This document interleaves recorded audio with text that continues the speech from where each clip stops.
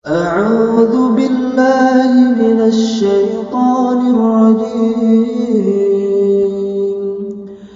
بسم الله الرحمن الرحيم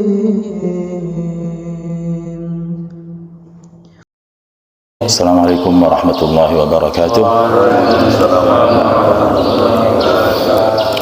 بسم الله الرحمن الرحيم. الحمد لله رب العالمين وبه نستعين على أمور الدنيا والدين والصلاة والسلام على سيدنا محمد وعلى آله وأصحابه أجمعين.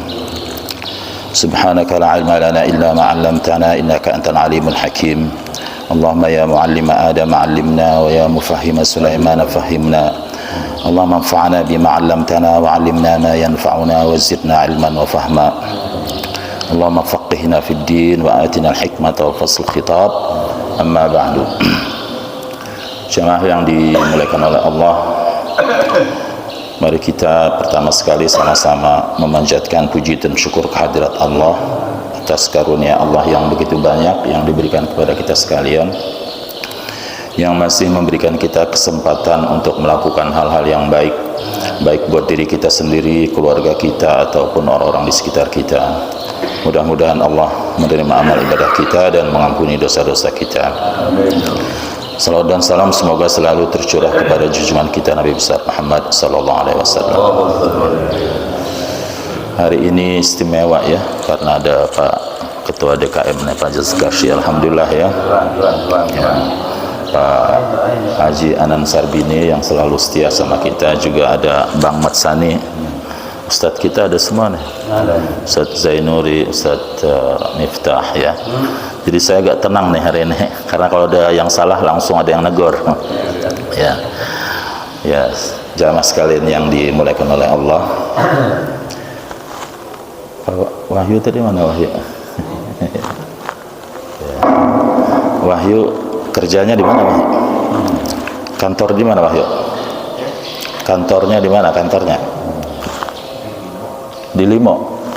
Itu dari rumah berapa menit itu? 20 menit ya. Gajinya gede ya? Ya. Ya, anggap aja semuanya 6 juta ya. Tapi kalau kantor menawarkan semuanya menawarkan kantornya Wahyu dipindahkan kerja ke Cinere, jauhan dikit itu. Tapi gajinya naik jadi 3 kali lipat. Mau nggak? Hah? Yang jawab mau Pak Haji Anan ya. Apalagi kalau dipindahkan ke Bogor umpamanya kan, gajinya 10 kali lipat. Gimana Wahyu, kira-kira mau ya? Kita sebenarnya ya kalau kita melakukan salat di rumah satu tuh, kita pindahkan ke masjid tuh, jadi 27. Banyak sekali ya. Padahal kan dari rumah ke kita itu paling jauh kita kan ya. 27 kan udah jadi 1 jadi 27, besar sekali.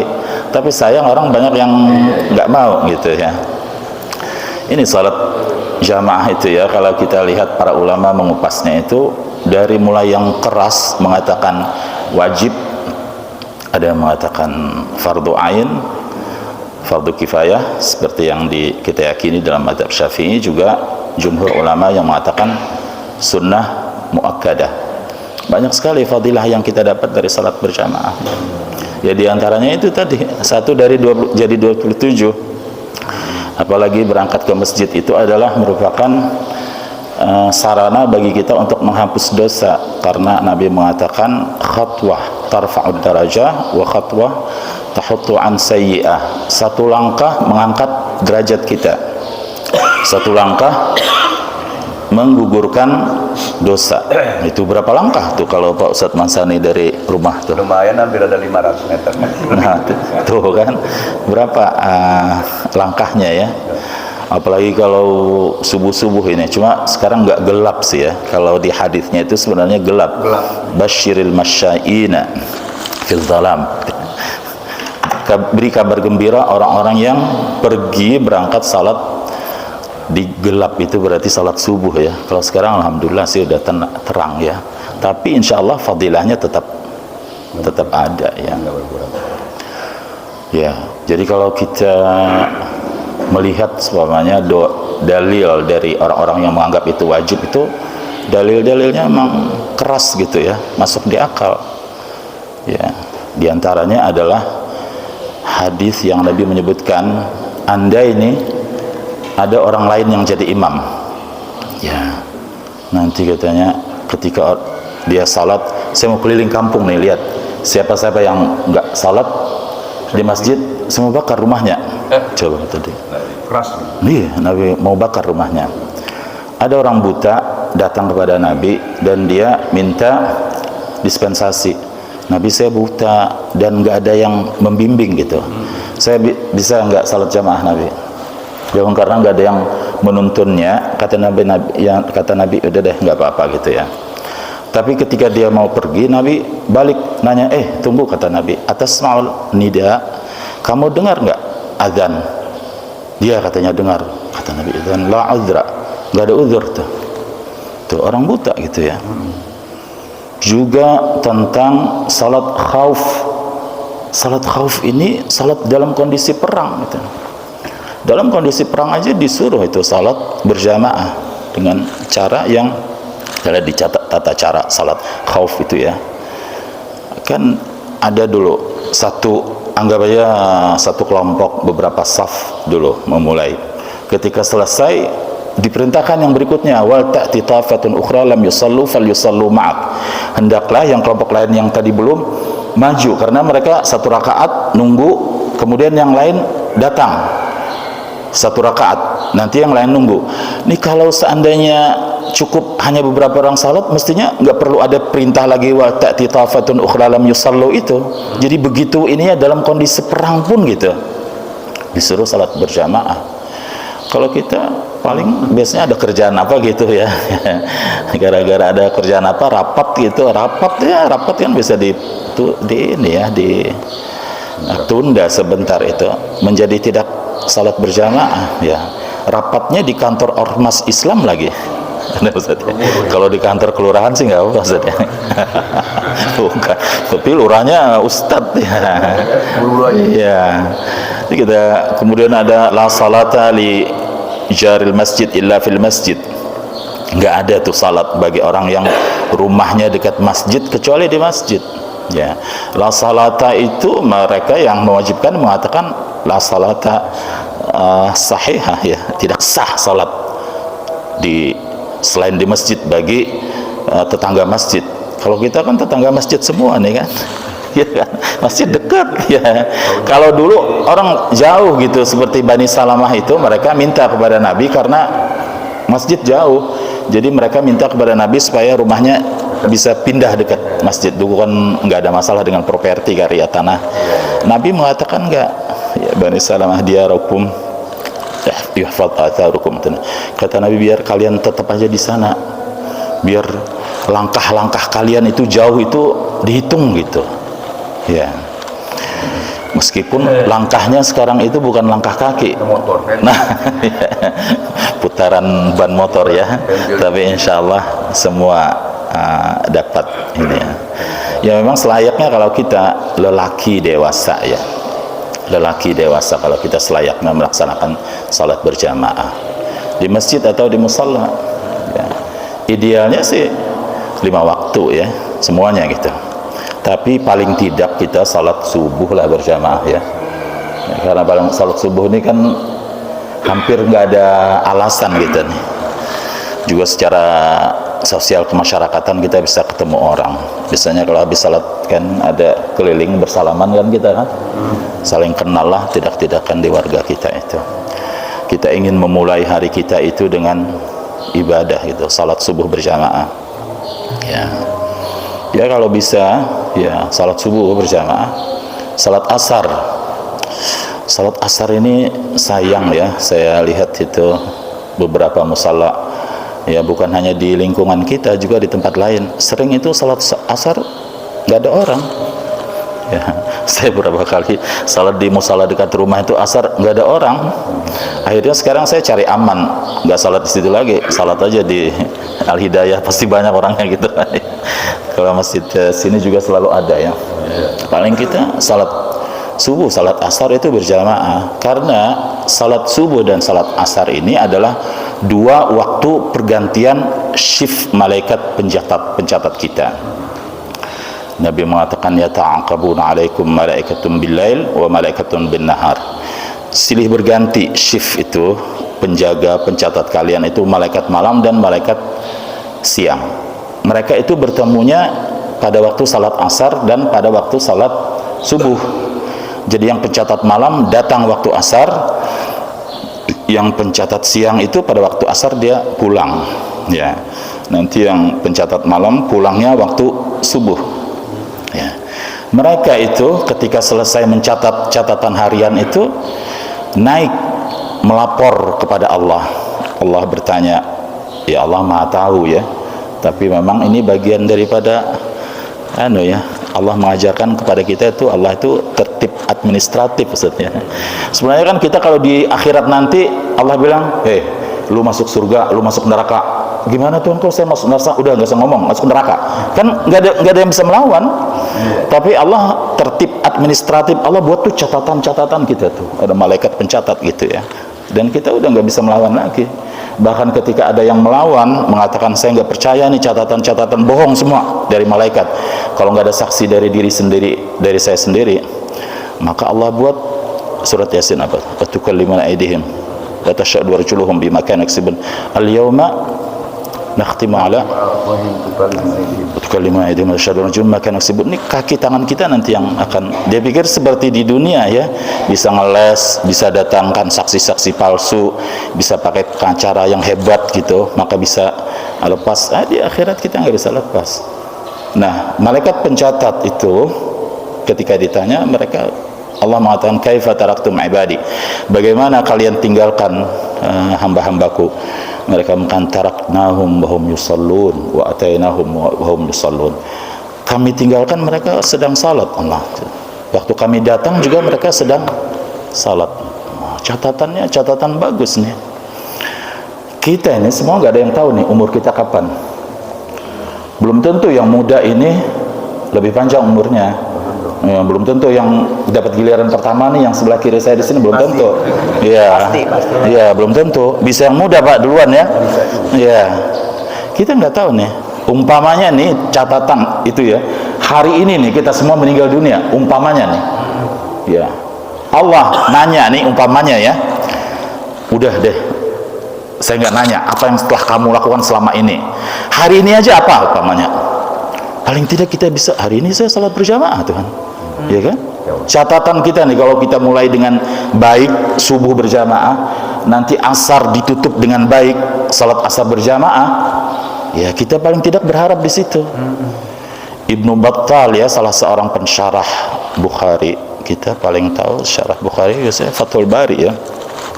Ibnu Battal itu apa nama bukunya Ustaz Fauzi? Dia pensyarah, salah satu pensyarah Bukhari. Ketika dia menjelaskan tentang man fatathu salatul asri ka'annama wutira ahluhu wa maluhu, barang siapa yang terlewat darinya salat asar, maka dia seperti dirampas harta dan keluarganya. Dia gambarkan ini ya, dirampas hartanya dan keluarganya orang yang terlewat salat asar. Dia ketika menjelaskan fatathu itu, dia bilang kalau terlewat waktunya, kalau terlewat nggak salat gitu, semua salat juga ada sanksi beratnya. Kita meninggalkan salat itu kan, man taraka salata muta'ammidan faqad kafara jiharan, kafir nyata kalau kita sengaja meninggalkan. Kalau gitu dia bilang meninggalkan fatathu itu terlewat waktunya sehingga salat asarnya qada. Semua salat juga seperti itu. Maka menurut dia fatathu itu adalah fatathul jamaah, terlewat berjamaah salat asar. Jadi ancaman hadis itu terhadap siapa yang terlewat berjamaah salat asar, maka seperti dirampas ya, kehilangan harta dan keluarga. Kita ini bisa kehilangan harta karena musibah Pak. Ya mungkin karena kebakaran apa segala macam, kita bisa kehilangan keluarga kita meninggal dunia. Tapi kalau hilang hartanya itu dengan cara dirampok orang, itu dirampas. Keluarga kita meninggal dunia, hilang nyawanya karena dibunuh gitu, apa enggak sakit hatinya berlipat kan? Beda dengan yang kena musibah biasa. Itu seperti itu Nabi menggambarkan orang yang terlepas salat asar berjamaah. Sayang sekali kan kita. Ya. Naik sedikit deh kalau ada waktu lagi salat isya berjamaah. Ya. Sayang kita yang ramai maghrib gitu, isyanya udah separuhnya lebih kurang. Ya. Sayang, ya. Isya itu kata Nabi, man shallal isya'a fi jama'atin fa ka'annama qama nisfal lail. Siapa salat isya berjamaah, maka dia seperti melakukan qiyamul lail setengah malam. Coba. Kita kan jarang-jarang juga bangun malam ya. Kalau semuanya dengan salat isya berjamaah aja, udah duduk aja sampai selesai imam berdoa gitu kan. Ya. Kan wiridnya juga nggak panjang kalau salat isya kan Ustaz ya. Tapi kalau buru-buru sih nggak apa-apa ya. Jadi kita nggak usah juga kalau orang buru-buru iya jangan dikomentarin ya. Dia udah pergi ke masjid kok dikomentarin itu ya. Jadi yang nggak ke masjid itu jangan bilang oh dia nggak pernah ikut wirid. Nah, jangan ya. Berjalan. Man shallal isya'a was subha fi jama'atin fa ka'annama qama al-laila kullahu. Siapa salat isya berjamaah, salat subuh berjamaah, maka seperti dia melakukan qiyamul lail semalam suntuk. Semalam suntuk hanya dengan salat isya, salat subuh berjamaah ya. Jadi sayang ya kalau kita bisa salat subuh berjamaah, salat isya berjamaah, salat asar berjamaah. Salat zuhur juga mestinya berjamaah. Maghrib kan ramai orang ya. Ya idealnya 5 waktu itu. Tapi minimal itu tadi ya, salat subuh, salat asar itu jangan sampai ketinggalan berjamaah. Ya. Jadi kita lihat meskipun para ulama berbeda pendapat yang berkaitan dengan salat jamaah ini hukumnya dari yang mengatakan wajib ya sampai yang masyhur itu adalah sunnah muakkadah ya.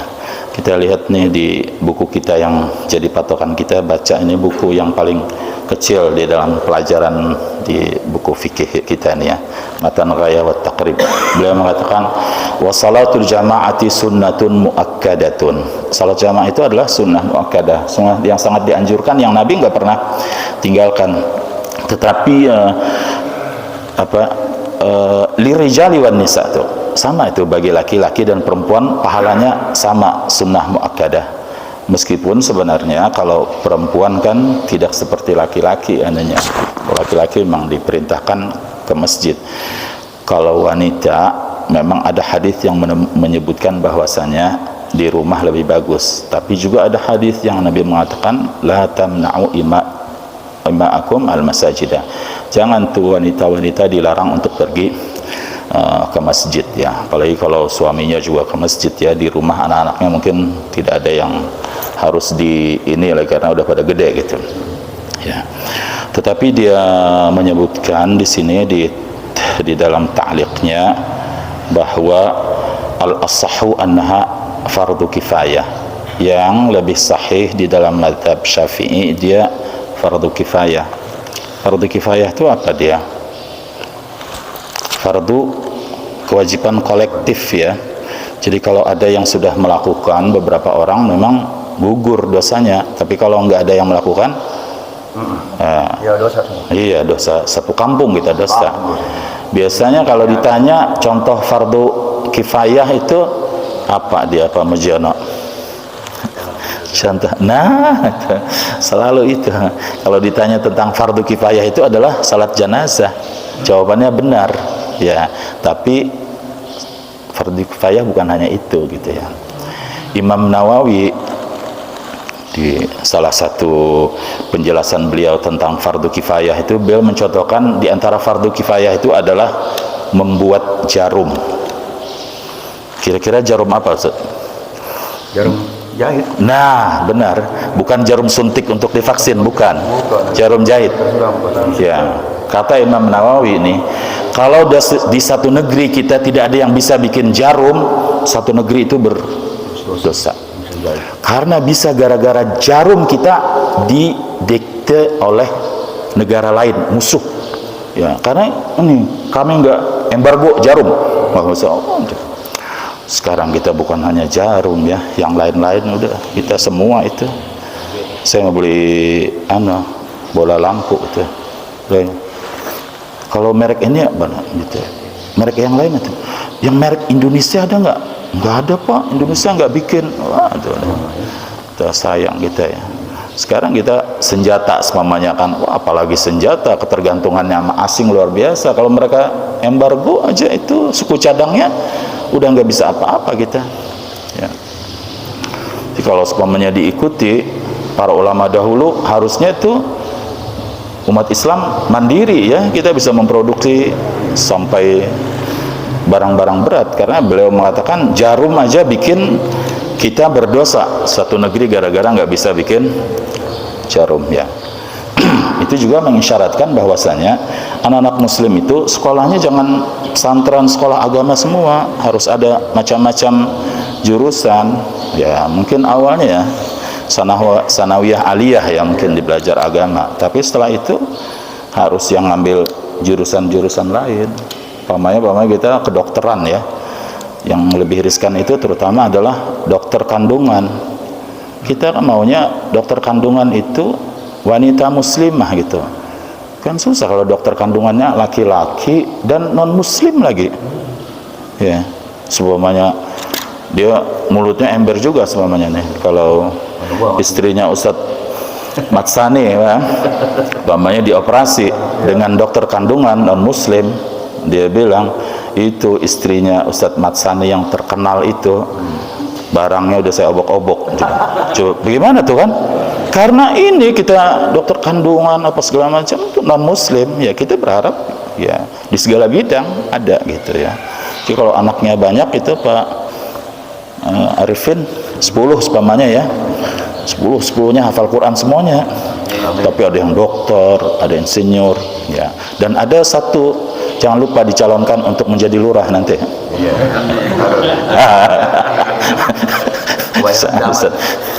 Iya, kayak Zanuri kan, kalau selamanya ikut ada pendapat orang dulu ya, nggak boleh jadi pegawai negeri itu haram ya. Yang ngurus nanti orang-orang yang nggak benar. Cuma kita alhamdulillah nih kan, kalau nggak PNS kan nggak bisa jadi lurah kan ya, lurah ustadz kita punya alhamdulillah ya, ya. Sayang istrinya baru satu ya, ya. Baru satu enggak, saya kan buat ya. Wa'alal ma'mumi an yanwiyal i'timama dunal imam. Dia langsung masuk ke syaratnya di sini ya. Syaratnya makmum itu dia harus berniat menjadi makmum, ngikut kepada imam agar dia sah jadi makmum. Berarti kalau imam enggak ya, enggak harus syarat. Orang salat sendirian gitu, kemudian ada datang belakangan, biasanya ditepuk belakangnya kan ya, sini bahunya. Nah, imam ya dari awal kan dia salat sendirian, nggak ada cerita dia berniat apa gitu. Tapi kalau yang mau ngikut jadi makmum, dia berniat jadi makmum. Ya, makanya di masyarakat mestinya yang seperti ini kita muslim itu tahu gitu.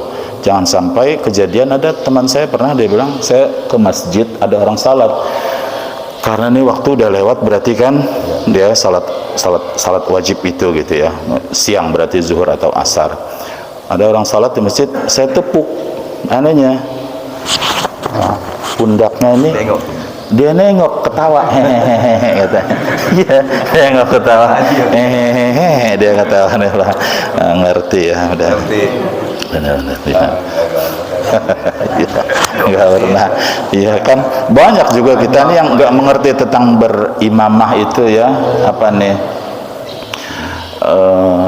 Umpamanya yang datang telat itu masbuk itu ya, saya beberapa kali lihat orang itu, lihat itu imam kan udah sujud itu setelah dia mulai itu ngebut dia nyusul imam kan iya juga sujud, nggak tahu masuk langsung gitu ya.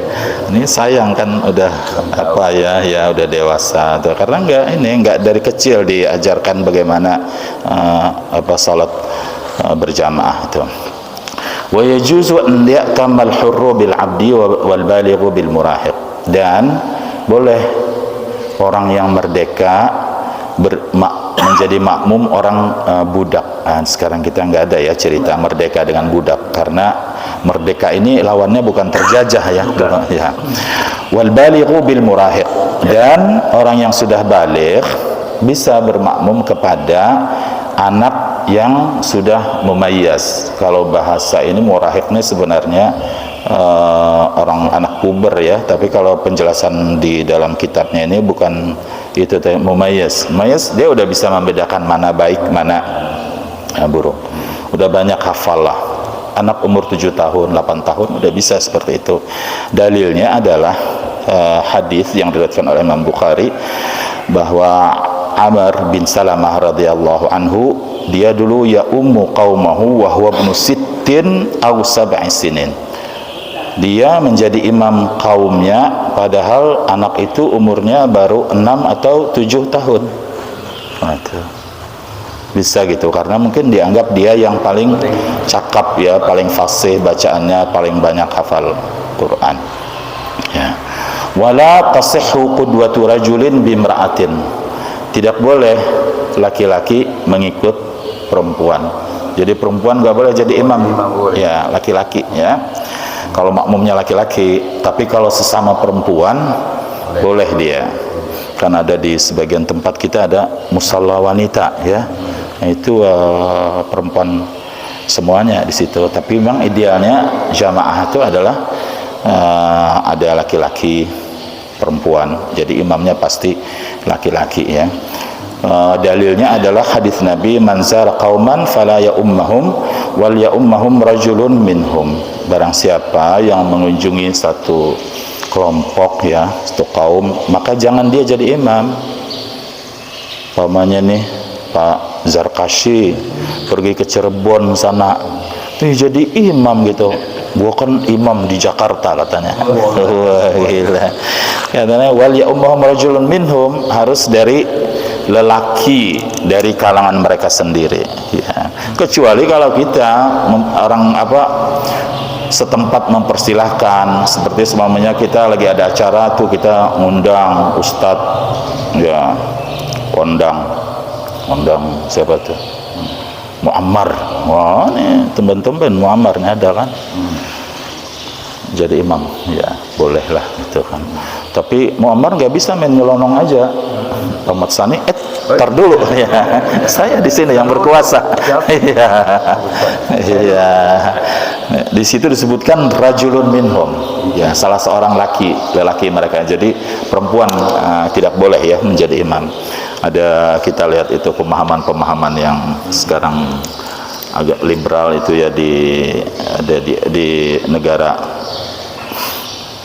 di Amerika apa di Eropa ya, campur laki perempuan gitu, salatnya satu saf, dan yang jadi imam perempuan, khatib Jum'ah perempuan. Wala qari'in bi ummiyin, juga tidak boleh yang bacaannya bagus bermakmum kepada yang bacaannya tidak bagus. Ummi itu sebenarnya kalau arti asalnya adalah buta huruf ya, tidak bisa baca, tidak bisa tulis. Tapi yang dimaksud di sini adalah qari yang bacaannya bagus tidak boleh bermakmum kepada orang yang bacaannya masih ada salah-salah ya.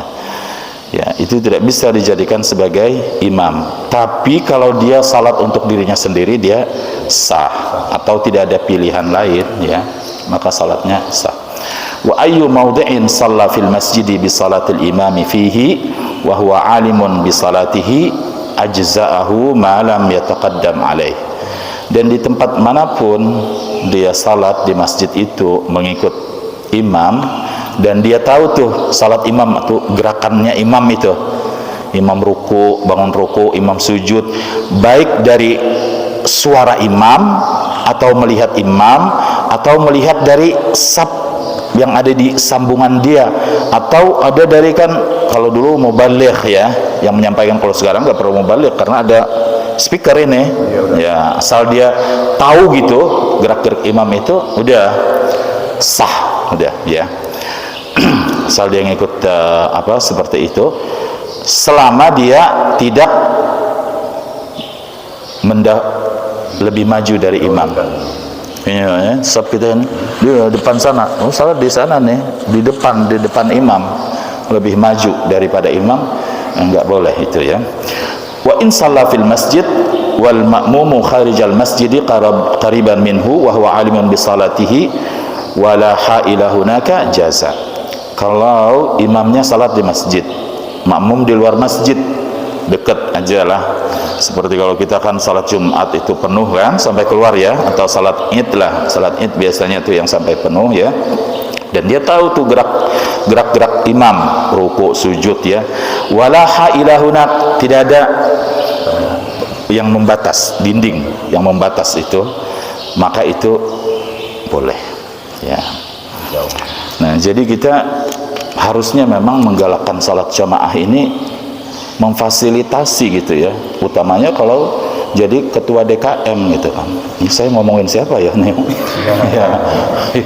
Jadi biar apa ya, baik kalau dia bilang baik itu casingnya ataupun juga software dan hardwarenya gitu ya, bagus masjid itu ya. Fisiknya ya bagus, tapi juga pelaksanaan ibadah yang ada itu bagus, sehingga orang suka dan betah di masjid itu ya. Saya salah satu Pak Zarkashi yang saya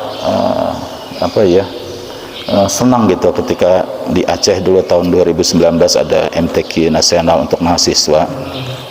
Silat Aceh itu kalau dia cara menyusun saf ini enak gitu bagi saya, menurut saya. Dia nggak rapat begini Pak. Jadi antara saf pertama saf kedua tuh ada jarak segini nih. Kalau rapat begini nih ya, begini rapat begini, ini kadang-kadang kalau lagi naik itu kepala kita kena pantat orang di depan. Apalagi kalau yang ngeselin ini adalah yang depan kita ini berdirinya agak mundur gitu, sehingga tempat sujud kita diinjak sama dia. Coba kalau dikasih renggang Pak, ini kan masih banyak nih kan ruang ya. Kita salat paling berapa? 3 saf ya, kecuali maghrib 5 saf kali ya. Kan masih bisa nih dibuat jarak. Nanti kalau Jumat baru dirapetin. Soalnya di Aceh itu beberapa, di masjid utamanya dan juga di masjid gubernurnya seperti itu. Kalau di sini dia di Masjid Atin. Nah, dia gitu juga tuh. Jadi kita salat itu enggak ini gitu, tenang. Karena jarak kita depan itu, ini kan kalau salat udah takbir kesel aja karena depan kita ini mundur banget, kakinya udah nginjak tempat sujud kita. Ntar kalau ya tapi juga jangan lagi salat seperti masa pandemi ya, jauh-jauhan banget ya, enak ya. Yang rapat itu adalah kiri kanan ya, kiri kanan itu. Jadi para sahabat dulu menceritakan itu, kita itu karena biasa rapat salat itu, ini baju kita di sini nih belel ya namanya. Kalau celana kita biasanya sering kita duduk itu ada tandanya tuh, apa bahasanya tuh, bekas itu belel, bener ya? Bukannya belel itu bahasa Betawi? Iya, bukan. Oh, sobek gitu. Okay. Gitu. Kalau selamanya lutut kita kan sering di ini kan ada tandanya tuh.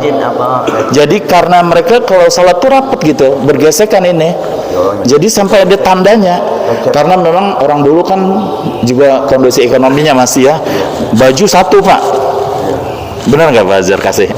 Pak Zarkashi pernah dulu lagi kecil baca komik nggak? Pernah. Wah, alhamdulillah. Saya kira orang baik nggak pernah baca komik gitu. Orang baik baca komik juga. Itu kita baca komik Pak, Si Buta dari Gua Hantu. Dari jilid 1 sampai habis bajunya itu aja. Iya kan? Ya bajunya nggak ganti, itu aja ya. Nah dia orang dulu dalilnya komik ya. Jadi orang dulu memang bajunya kan satu aja tuh, jarang nanti. Jadi sampai tanda itu. Jadi kalau salat itu rapet ya. Ya, dapat, bukan rapat dengan yang di belakang jauhin. Kaki ya.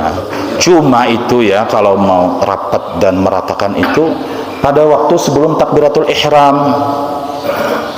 Kalau udah setelah takbiratul ihram nggak perlu lagi terlalu repot ngurusin itu. Atau kita juga kalau ingin menerapkan sunnah rapat itu, jangan membuat orang lain merasa tidak nyaman. Jadi saya dengar itu cerita ada imam tuh, saya pas lagi di masjid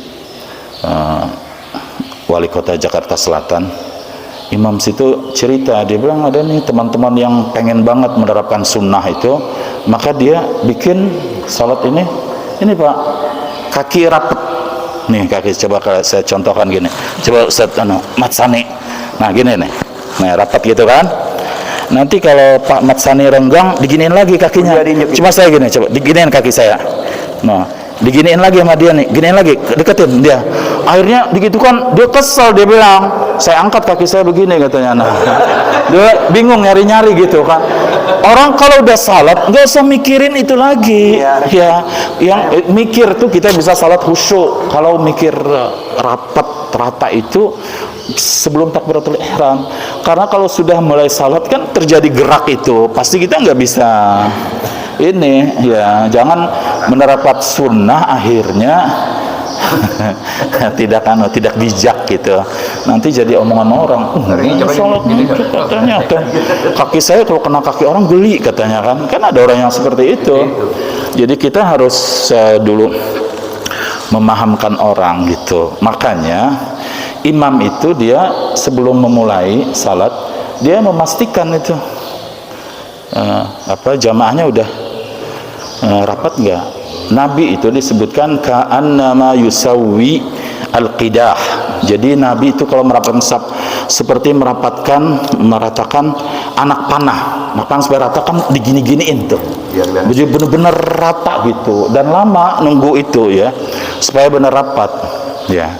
Jangan maju udah langsung takbiratul ihram aja, ya nggak tahu jemaahnya gitu, ada yang ada yang kosong ya. Jadi perintahnya kan dia kalau mau salat itu imam bilang ratakan saf ya, sawu sufufakum bahasa Arabnya itu, istau wastaqimu, lurus ya, rapat ya, bukan biasanya mungkin karena nggak ngerti bahasa Arab kali ya, begitu mau salat dia bilang salatul jamaah rahimakumullah gitu ya, as-salatu jami'ah, as-salatu jami'ah, as-salatu jami'ah itu artinya ayo kita salat berjamaah ya. Orang udah berdiri semua lurus, ini mau salat jamaah, ngapain dia omongin ayo kita salat berjamaah? Udah jelas itu kok as-salatu jami'ah. As-salatu jami'ah itu yang teriak itu Bilal waktu Idul Fitri, Idul Adha. Dia teriak ngajak orang as-salatu jami'ah, salat ayo salat. Yang masih di pojok-pojok sana datang cepat. Tapi kalau imam udah jelas orang udah mau salat berjamaah, mau ngapain dibilang ayo ya, ayo kita salat jamaah yuk gitu. As-salatu jami'ah. Yang ada imam harusnya adalah istau tadilu sawu sufufakum, atau bahasa Indonesia aja ya, ratakan safnya. Atau imam nih baru tahu bahasa baru ke salon, rebonding katanya. Luruskan ya. Itu yang berkaitan dengan salat jamaah ya. Berikutnya sebenarnya saya memperkirakan Ustaz Zainuri ini karena pendek-pendek, dia pembahasannya adalah salat jamaah, setelah itu salat musafir, kemudian setelah itu adalah salat Jum'ah. Saya kira ini bisa 3 ini langsung. Jadi kebanyakan ngelanturnya kali ya, jadinya enggak ini gara-gara ada bazar kasih ini ya. Kita masuk yang kedua, mudah-mudahan bisa ada waktu berapa ya, 5 menit ya, paling tidak depannya, yaitu adalah salat musafir. Salat musafir itu ya pembahasannya adalah tentang salat qasar. Salat qasar itu adalah salat yang biasanya 4 rakaat kita lakukan di dalam pada waktu hadar, pada waktu iqamah, waktu kita tidak kemana-mana. Waktu kita safar dilakukan 2 rakaat. Jadi salat zuhur, salat asar, dan salat isya itu jadi 2 rakaat. Nah, biasanya kalau bepergian, kalau Ustaz Mat Sani kasar apa enggak? Kasar ya, alhamdulillah. Ikut kasar ya. Salat kasar ini juga pembahasannya itu ya Saya ingat ini karena saya waktu itu semester 1 gitu ya, tahun 83 saya kuliah. Karena jurusan saya jurusan sastra Arab gitu, pelajaran fikih itu cuma 7 kali dalam satu semester. 7 ini dikit banget gitu kan. Makanya saya ingat mungkin ini. Dia pembahasannya itu salat asar itu kalau dia bandingkan madhab Syafi'i dengan madhab Abu Hanifah tuh, Hanafiyah ya. Kalau menurut madhab Syafi'i salat qasar itu rukhsah itu artinya dispensasi ya, keringanan. Jadi tadinya 4 boleh menjadi 2. Tapi kalau menurut Abu Hanifah dia azimah. Apa azimah tuh? Azimah bukan jimat. Azimah wajib ya. Dia ini kira para ulama nih ya, mereka mendapatkan informasi yang sama. Bukan Imam Syafi'i nggak tahu dalilnya, Abu Hanifah tahu dalilnya atau sebaliknya, tapi mereka mendapatkan informasi yang sama, tapi cara memahami dalilnya berbeda. Jadi ada seorang sahabat namanya Ya'la bin Umayyah. Dia bertanya kepada Umar ketika ayat turun ya, ayat yaitu laisa 'alaikum junahun an taqsuru minas shalah in khiftum an yaftinakumul ladzina kafaru wa idza darabtum fil ardi falaysa 'alaikum junahun an taqsuru minas shalah in khiftum ay yaftinakumul ladzina kafaru. Jika kalian sedang bepergian, maka itu tidak mengapa kalian mengkasar salat kalau in khiftum, kalau kalian takut an yaftinakumul ladzina kafaru, takut diganggu orang-orang kafir. Kata Ya'la ini, kita kan Umar bukan seperti dulu waktu di Mekah takut. Sekarang kita udah orang yang takut sama kita. Karena Islam udah kuat. Lo ngapain kita juga salat kasar kan? Nggak ada takut akan waktu salat diganggu orang kafir. Ya. Kata Umar, ajibtu mimma ajibta. Saya juga heran seperti yang kamu heran ini. Tapi Umar kan dia bereaksi cepat. Fasa'altu Rasulullah. Saya tanya Nabi langsung. Kenapa Nabi begini? Maka jawab Nabi, sadaqatun tasaddaqallahu biha alaikum faqbalu sadaqatahu. Itu adalah sedekah yang Allah berikan kepada kalian, maka terima saja sedekahnya. Nah, mazhab Syafi'i mengambil kata pertama itu, dia sedekah. Sedekah berarti adalah bukan barang wajib, mau diterima apa enggak, bisa gitu. Nah, dia berarti salat qasar itu rukhsah, bukan wajib. Tapi Abu Hanifah tidak mengambil potongan hadis itu, dia ngambil potongan ujungnya, faqbalu sadaqatahu, terimalah. Fil amar, perintah. Perintah wajib katanya. Maka terima, silakan. Allah suruh qasar, ya qasar, terima. Coba. Kemudian di ayat itu menyebutkan falaisa alaikum junah. Junah itu dosa ya. Tidak berdosa, artinya tidak mengapa. Tidak mengapa berarti bukan satu perintah yang tegas untuk yang wajib, kata mazhab Syafi'i ini ya. Maka dia tetap berpendapat itu rukhsah ya. Kalau mazhab Abu Hanifah melihatnya dari sudut lain. La junah itu tidak mesti dalam hal yang tidak wajib, bisa loh dipakai wajib. Contohnya adalah yang berkaitan dengan sa'i. Innas safa wal marwata min sya'airillah faman hajjal baita aw ihtamara fala junah alaihi ay yatawafa bihima. Tidak mengapa tawaf. Sa'i, tawaf sa'i itu hukumnya apa? Wajib. Wajib. Pakai kata la junah gitu. Ya, ada yang bilang kan? Pakai kata la junah wajib, ya. Kemudian juga dikuatkan hadis Aisyah. Aisyah mengatakan, "Kanatis salatu rak'atain, thumma zidat fil hadar arba'an." Dulu kata Aisyah, salat itu pada awalnya 2 rakaat. Lalu ditambahkan pada waktu mukim, pada waktu tidak bepergian jadi 4. Berarti salat safar itu tetap dalam kondisi awalnya 2 gitu, bukan 4 jadi 2. Ya. Lihat memang dari sudut dalilnya kayaknya lebih kuat ini ya. Juga ada waktu Utsman ketika udah jadi khalifah, Dia tidak mengkasar salat waktu haji itu. Abdullah bin Mas'ud protes. Dia bilang, "Ana shallaitu wara Rasulullah, shallaitu wara Abu Bakar, shallaitu wara Umar." Yani, kulluhum yaksirun. Saya salat di belakang Nabi, di belakang Abu Bakar, di belakang Umar, semuanya kasar. Enggak ada yang salatnya tamam. Ya, kenapa nih Utsman? Tuh, ya. Tapi setelah itu Abdullah bin Mas'ud patuh, dia tuh tunduk ikut Utsman. Kenapa? Dia bilang, karena Utsman penguasa, dan yang berbeda pendapat itu jangan bikin kacau balau gitu. Beda-beda sama puasa, jangan gitu ya. Ya ikut Ustadz Fauzi aja. Apanya puasa hari Sabtu, ya hari Sabtu Ustadz Fauzi.